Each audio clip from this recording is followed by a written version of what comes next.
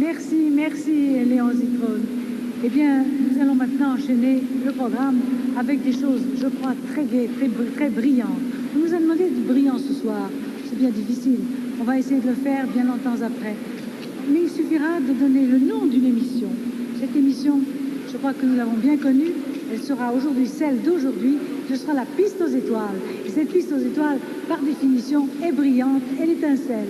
Et c'est Pierre Tchernia qui, dans quelques instants, nous rappellera et nous dira quelques mots de Gilles Margaritis, à qui ce nom est totalement associé. À vous, peut-être, dans un instant, Pierre Tchernia. Et d'abord, Bernard Higuin, que nous allons écouter, bien sûr, le même orchestre, comme d'habitude.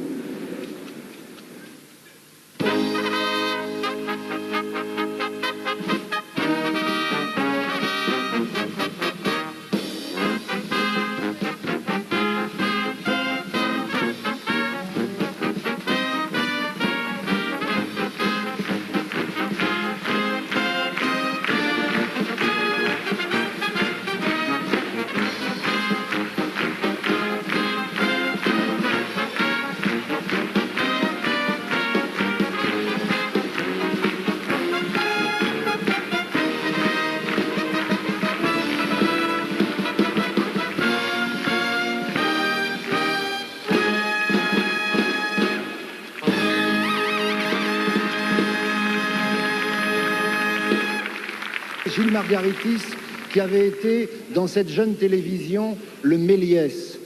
Dans cette jeune télévision, Gilles Margaritis avait amené sa distinction intérieure et extérieure, cette élégance intérieure et extérieure, cet esprit, cette finesse. Et Musical Parade et La Piste aux Étoiles ont été des émissions chéries du public. Gilles Margaritis était arrivé à la télévision avec déjà le renom du musical, car il avait fait les spectacles des Chesterfolly et avec Roger Cassia, le numéro des Chesterfield qu'il avait fait tourner dans le monde entier. Et cependant, en 1945 ou 6, quand on lui a permis de venir à la télévision, on lui a fait passer un examen. Et cet examen, il l'a passé avec un numéro de musical devant les 2 seules caméras de la rue Cognac-Jay. J'ai retrouvé la note administrative qui a suivi cet examen, dans lequel on disait: il est difficile de se rendre compte des qualités de M. Margaritis, car pendant l'essai, l'une des 2 caméras avait sa mise au point bloquée et l'autre une roulette hors d'usage. C'était ça, hélas, notre matériel à l'époque. Et puis, Gilles Margaritis, hélas, en 1965, Gilles Margaritis nous a quittés. Quand j'ai rendu la visite à Hélène Margaritis, sa femme, après ce drame, je me suis aperçu chez lui, rue de l'Université, qu'il avait la Légion d'honneur. Or, je ne lui avais jamais vu porter la Légion d'honneur.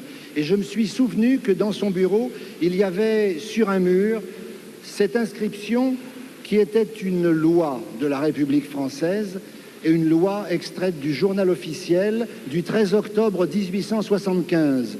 Les saltimbanques, joueurs d'orgue et chanteurs des rues n'ont pas le droit au port de décoration quand ils exercent leur profession.